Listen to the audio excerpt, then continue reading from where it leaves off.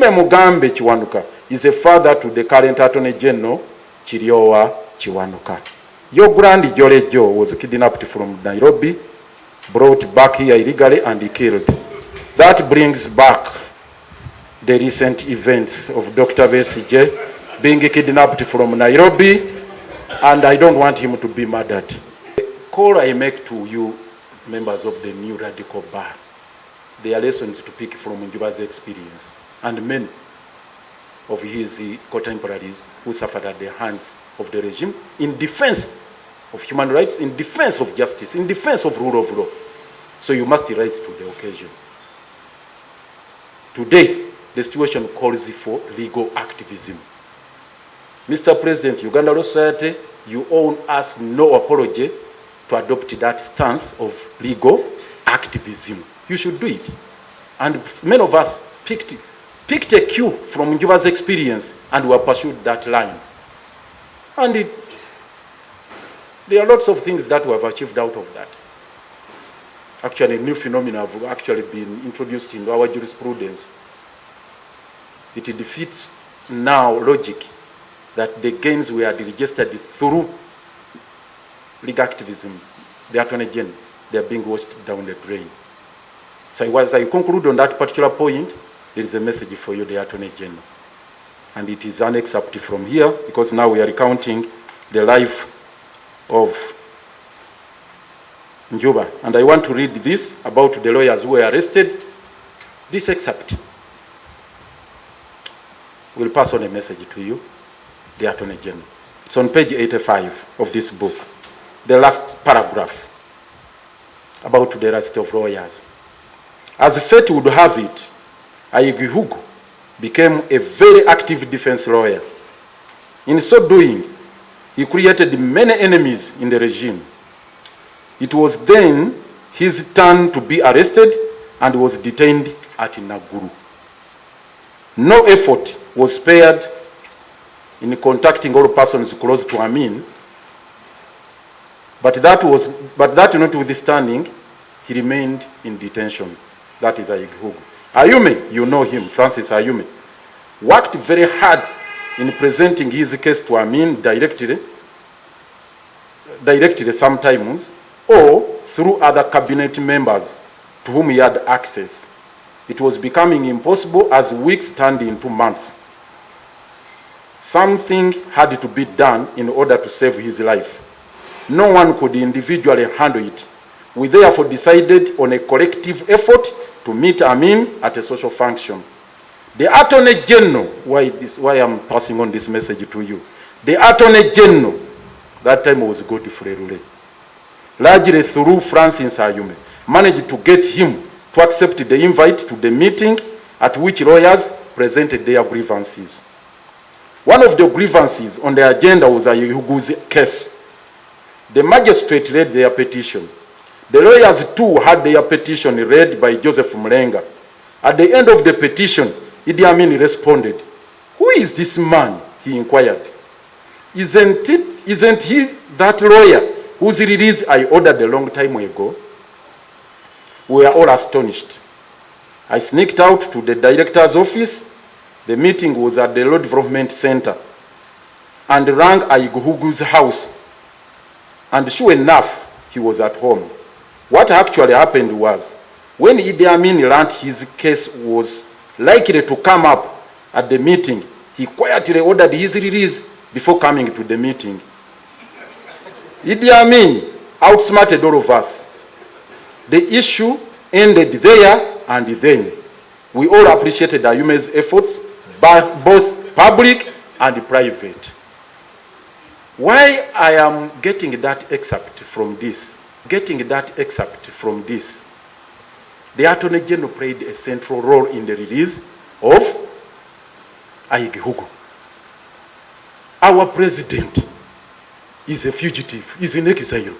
What is the role of the Attorney General in his coming back here? The coming back, we want to hear it from you. Amin was a brute. Amin was a dictator. Amin was a murderer. But the Attorney General that time stood up and said, no, one of our own, AG Kiryowa, must be released. Mr. Attorney General. The Honorable Nsibambi said we are orphans. Yesterday we had the General Assembly. The President addressed us almost with tears coming out of his eye. He showed that his baby, who is less than 1 year old, the baby is also in exile. We are in a quagmire right now. We can't hold elections because of multiple litigations and whatnot. We are in a total mess as the legal profession, as the bar. At one time there was even an attempted coup by one Munaba, the Secretary General. And I'm surprised when you get the Secretary, you read about Njuba, he was Secretary of Uganda Law Society. He was defending lawyers. He was not overthrowing his colleagues who were leading the bar. But you have a Munaba who turns the gun against the President of Uganda Law Society, who has a boot on his head. So we want to see the role of the Attorney General. I want to see the Honorable Attorney General Kiwanuka playing the role of Godfrey Rure of the Idi Amin days in releasing Aiguhugu, and you are causing the return of our President so that we continue with the leadership. Now, the second last is about judicial activism. Njuba, they have mentioned here, the Honorable Kikiri here, when he served as Chief Magistrate. Njuba was approached by Idi Amin because there was a vacuum after the expulsion of the Asians. He writes in this book, many of the magistrates were Ugandans of Indian origin. So when they were expelled, there was a vacuum. So they approached many lawyers to serve on temporary contract. That's how he served on a 6-month contract. Many of them accepted. So Njuba, even when he served as a magistrate, he remained an activist. He espoused and actually executed judicial activism. There are so many instances, I don't have time to recount. Read the book. People buy the book. If you can't buy the one of 100,000, at least the one of 50,000. Get this book and read it. You'll understand Njuba the man. So Njuba and his friend who had been appointed on contract, he's called Mbazira Emmanuel. They were in a terrible situation on how to rescue people who are suffering injustice. He tells a story which is quite harrowing. That at one moment, they were in chambers with his friend. Now they bring a man, he's called Dungu. Dungu was charged with a simple case again of theft by the notorious Kassim Obura of the public safety unit in Naguru. So when he comes in the dock, they realized he was going to be released. So Kassim Obura and his team decide to withdraw the case. So when they withdrew the case, Dungu, who was in the dock, pleaded with the magistrate, please don't release me, remand me, I'm going to be killed. But now, Njuba and his friend, his colleague, realized they had no ground to remand him because the charges had been withdrawn. So they decided to tell him, please, you have been discharged. He said, no, I'm not going anywhere. Please remand me.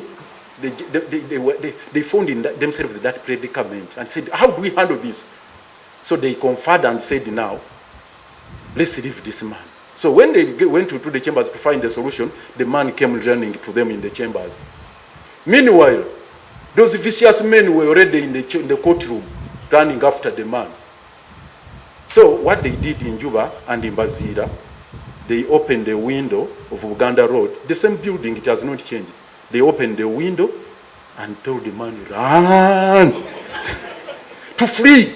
That is judicial activism. The man ran, they followed him up, blah, blah, blah. The lawyer, Sebunya, was arrested and taken to Naguru. So as these people ran after the man, as fate would have it, they finally got him, loaded him onto the truck. As they were about to reach Naguru, they shot him dead. Several bullets shot him dead.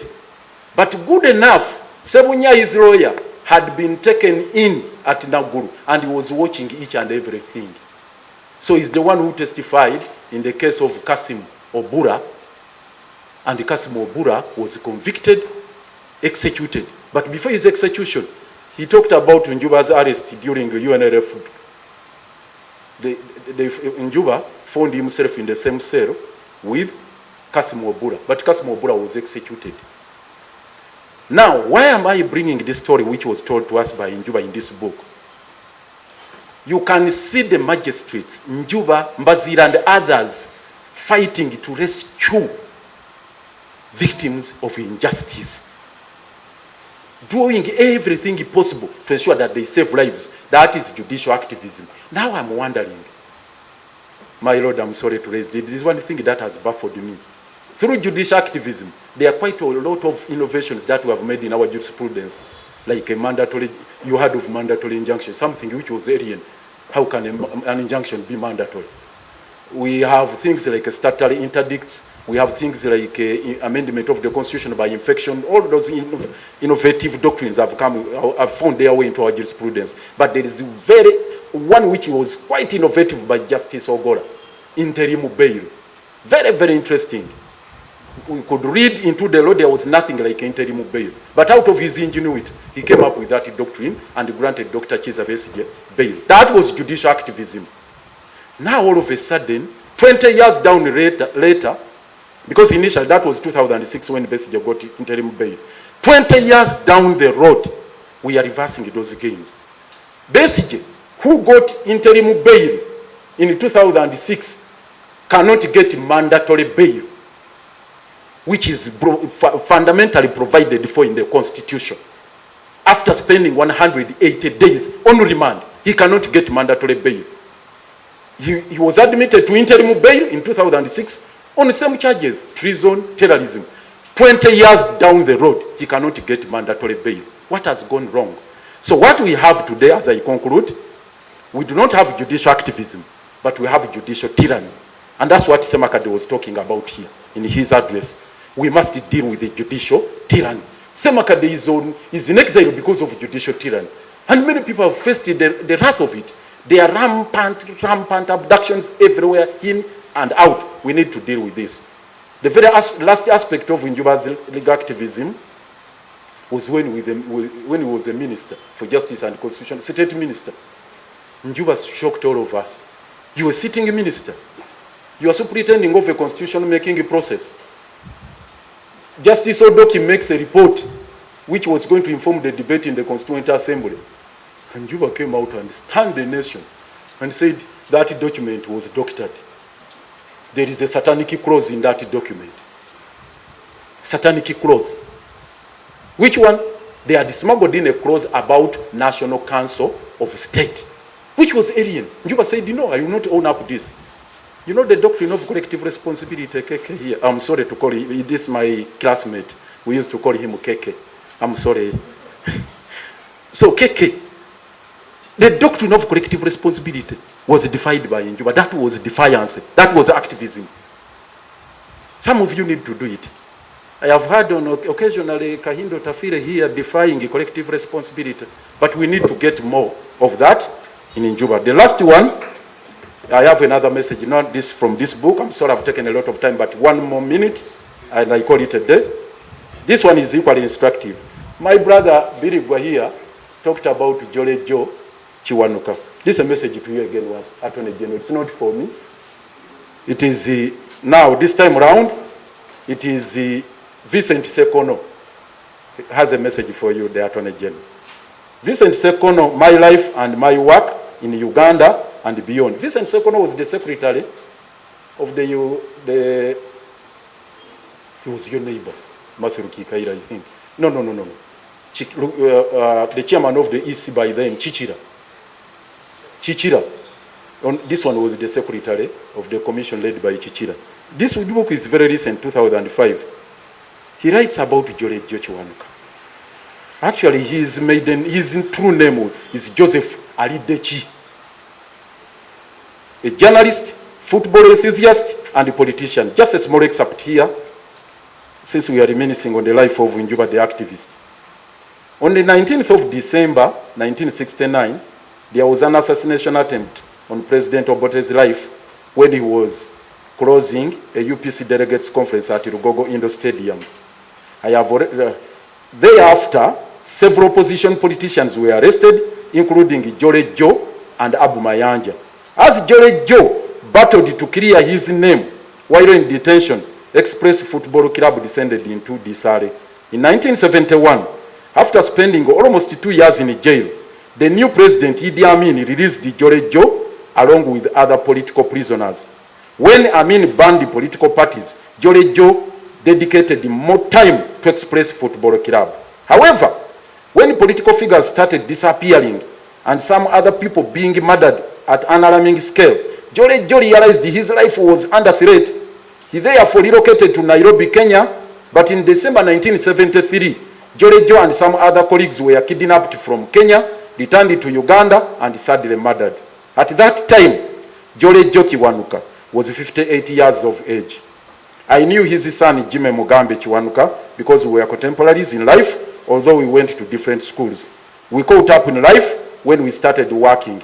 Jimmy Mugambe Kiwanuka is a father to the current Attorney General, Kiryowa Kiwanuka.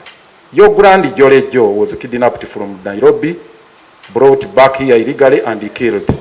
That brings back the recent events of Dr. Besigye being kidnapped from Nairobi, and I don't want him to be murdered. I thank you. May God bless you.